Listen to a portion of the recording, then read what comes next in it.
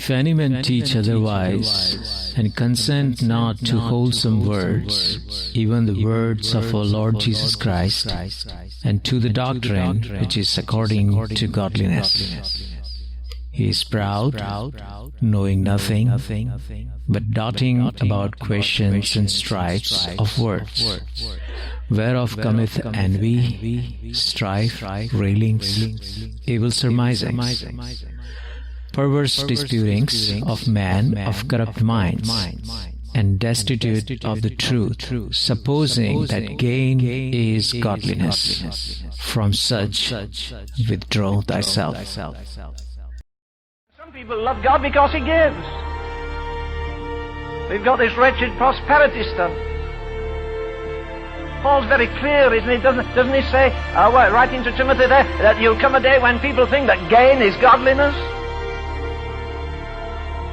Some of God's choicest saints don't have another shirt to change. Peter said in his day, there are some who will make merchandise of you. That couldn't be more true than the day in which we're living. Somebody said to a friend of mine recently who might be doing some building for God, he said, listen, let me give you a word of advice. Don't build anything that will embarrass you in a few years. That's a very good point. I see God's money going in stately buildings and swimming pools and tennis courts, and I want to vomit. With the world starving, with the mission field needing money. Paul never glamorized the gospel. It's a pretty gory gospel. It's a bloody gospel. It's a sacrificial gospel. I believe the cardinal ethic of Christianity is sacrifice, not success, sacrifice. One form or another are preaching a prosperity gospel. They're preaching about now, get your wealth and your health and everything here and now. One of their gurus has just published a book recently which says, your best life now. You get that? No longer the pie in the sky and the sweet by and by. It's about what's going on right now. All right. Let me say this. If you are a prosperity preacher, that means that you have bought into your life in this earth and that your hope is here. That means that you will do whatever you need to do to get along. That means that you're smart and you're cunning, and you'll watch the way the Spirit flows in whatever country you're in.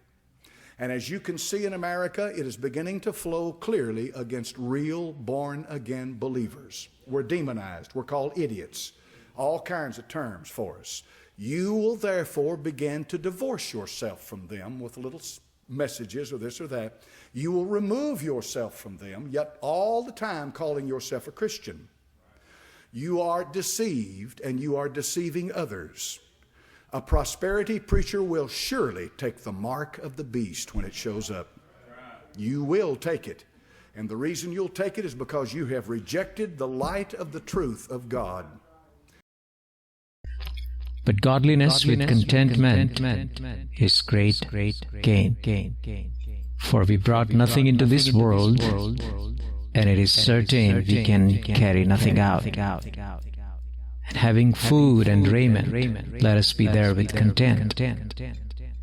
But they that will be rich fall into temptation and a snare, and into many foolish and hurtful lusts, which drown man in destruction and perdition. For the love of money is the root of all evil, which while some coveted after, they have erred from the faith, and pierced themselves through with many sorrows. But thou, O man of God, flee these things, and follow after righteousness, godliness, faith, love, patience, meekness.